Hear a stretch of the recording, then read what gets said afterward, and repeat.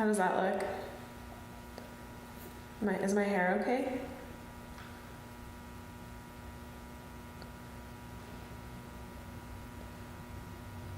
That looks okay. Okay, start recording. How's my hair? Looks very good. Looks okay? Yeah. Okay, I'm ready.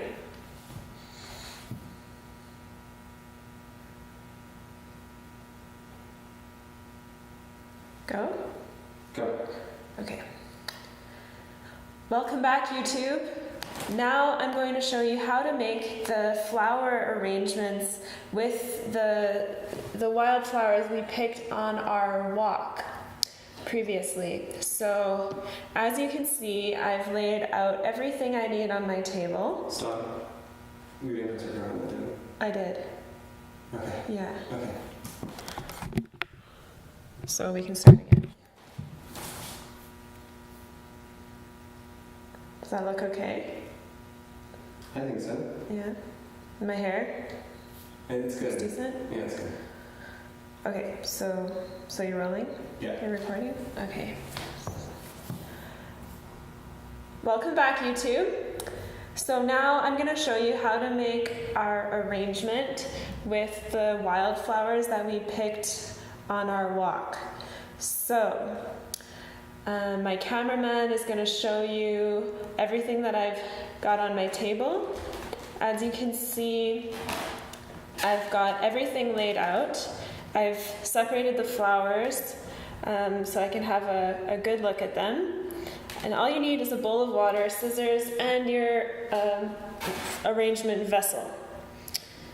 Okay, so I have some daisies, some lilies, some poppies, and some bluebells.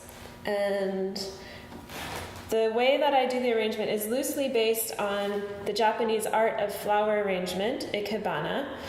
And that's about becoming closer with nature through the practice of flower arrangement.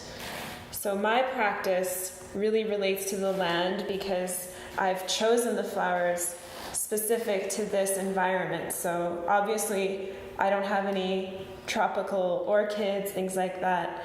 This is really restricted to the land and the season. So what you have will be completely dependent on your environment. And so I'm going to choose my flowers based on my response to my experience walking today. And what I like to do is choose a centerpiece, or the main flower, which will be the focus of the arrangement. And this flower usually represents the sun element. So I'm looking at what I have here. There's a few obvious choices, like I could choose this big black-eyed Susan. It's got good height. I think I'm going to go for something out of the ordinary. I'm going to take this group of poppies, and rather than taking just one flower, I'm going to use 3. So the best thing to do is to cut underwater. The flowers really like it because it gives them a good first gulp and makes them live longer. So this is my vessel. It's not a traditional Ikebana vase, but I did make it myself, so it integrates the creative aspects of my life in that way.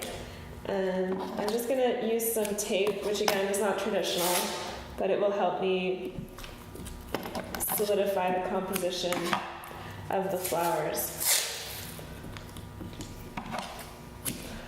So just cover the top and then trim the excess.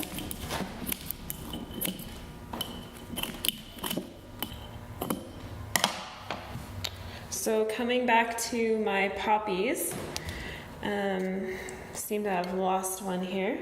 I'm going to place it usually off-center is quite safe into my vase. And now in response to this main compositional element, I want to create the effect of earth or shrubbery surrounding the poppy. So I've got these very interesting little lilies, which I think are suitable to like a low earth-like symbol. Starting with 1, so I'll trim it again just for freshness. And it's basically going to nestle in with the poppy.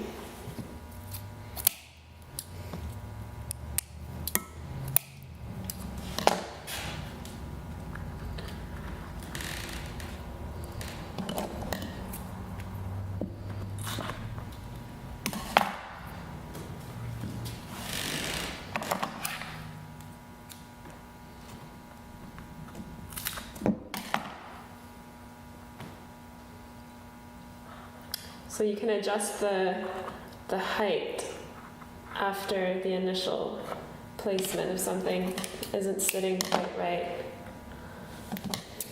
Don't forget to cut in the water.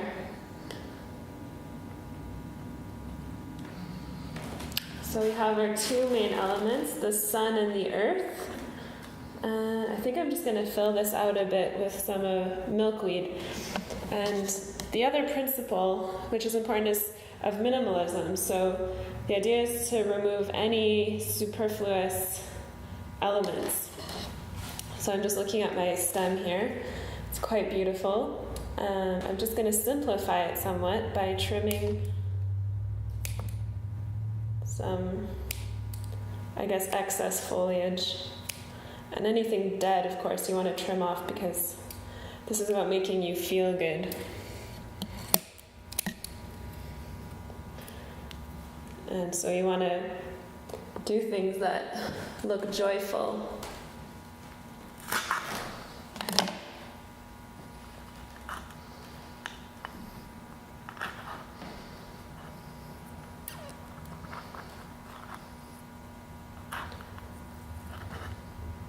And this is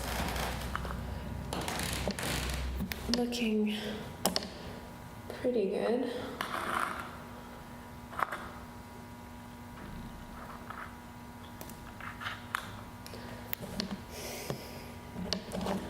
So now the third element is of air. So I'm going to go for multiple bloom stems. So this is one example of that. I've got some daisies with multiple blooms, but for me there seems to be a relationship in color between the yellow and the purple happening, so I'm just going to emphasize that.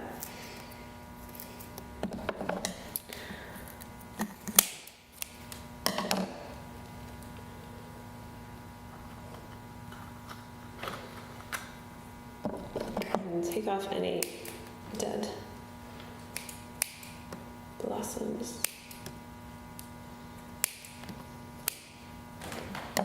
So one thing that I haven't mentioned is Ikebana arrangements are generally made to be viewed from one side, as far as I know.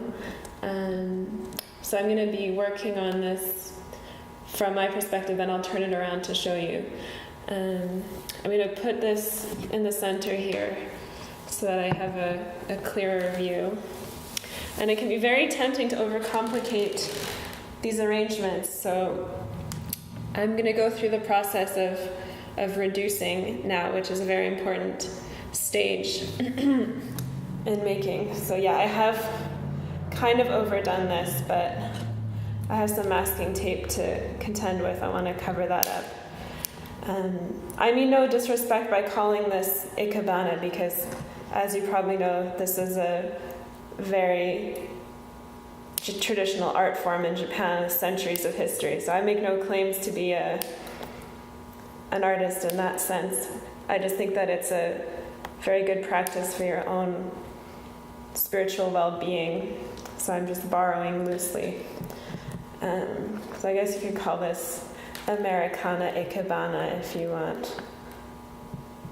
So just to show you, right now it looks like this. And I'm going to turn it back around now. So I still want to cover up some of the masking tape and make the relationships more clear between the branches. which means cutting them, I think, shorter in this case.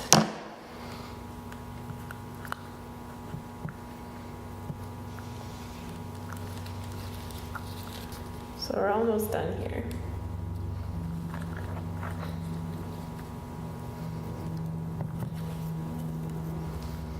Okay, so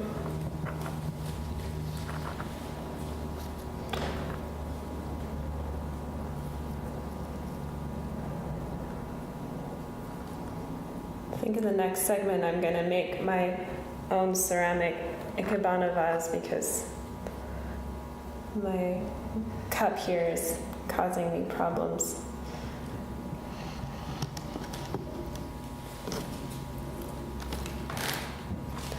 And it's said that the way your arrangement turns out is a reflection of your inner situation. So if your arranging one day isn't going very well, it can be a testament of your mindset.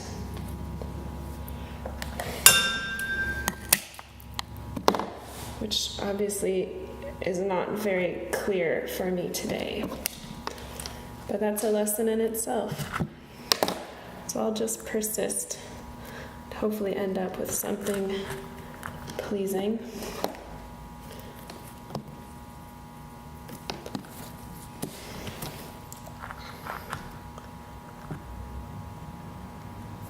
Here we are. This is my final arrangement. It's obviously a bit amateurish, but I was just trying to give you all an impression of a nice activity that you can